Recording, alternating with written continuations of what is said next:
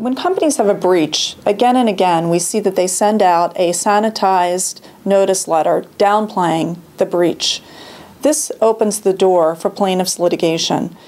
Many lawsuits now that plaintiffs' firms bring are surviving motions to dismiss.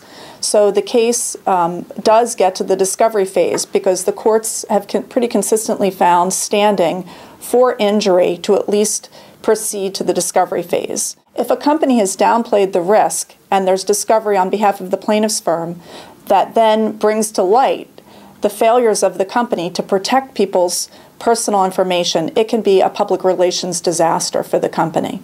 And again, we find that companies completely mishandle private information behind the scenes, and that stands in direct contrast to the notice letter they send out to consumers when there's been a breach, that there's really no chance that anybody has their private information, that it's not accessible easily by the bad guys, et cetera, et cetera.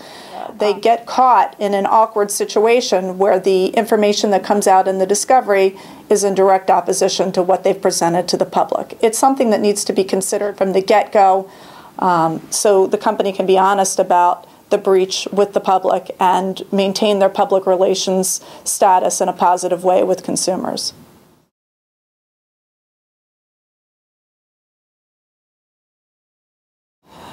You also have to remember in a breach, there's a whole lot of other implications to it.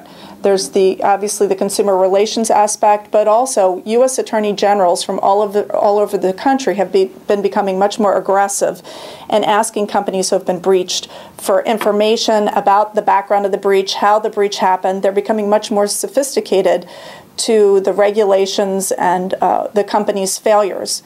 So a company then has to respond to U.S. attorneys from numerous states to provide this kind of information.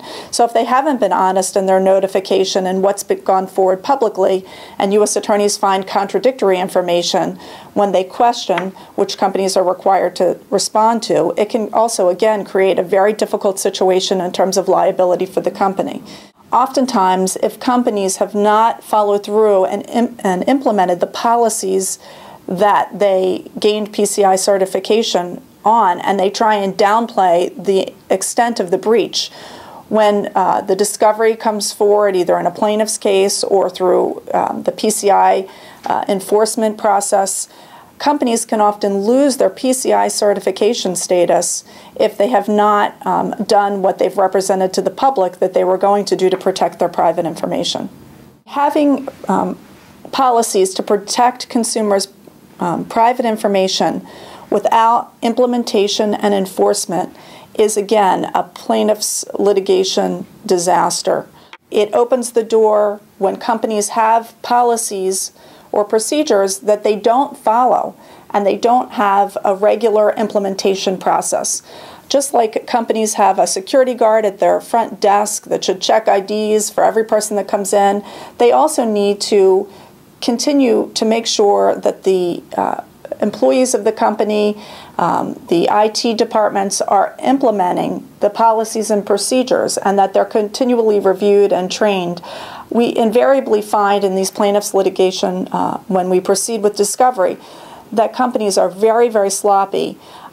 Sometimes you can't prevent the breach because the hackers are so sophisticated, but where the litigation lies is the failure to recognize that their systems have been infiltrated for months and months and months, and information that they don't even have properly logged in, so there's not even clear information about what the hackers have obtained.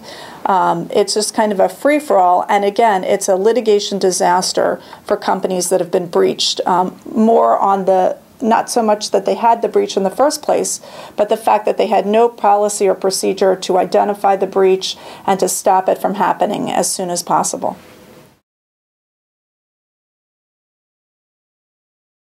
I read a headline in the newspaper recently that identity theft breach is going to be the next Pearl Harbor. Any time now, we could have a breach that is so significant that maybe shuts down our electric grid system, that then is going to all of a sudden create a heightened scrutiny scenario where there will be a significant swing in the pendulum in terms of plaintiff's litigation.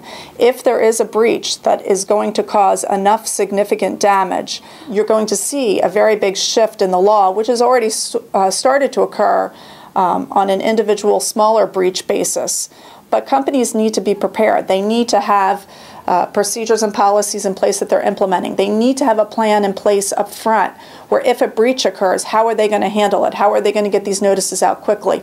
How are they going to find out what information was taken? How are they going to do the forensic recoveries to notify everybody? These are the things that have to be in place before the breach happens.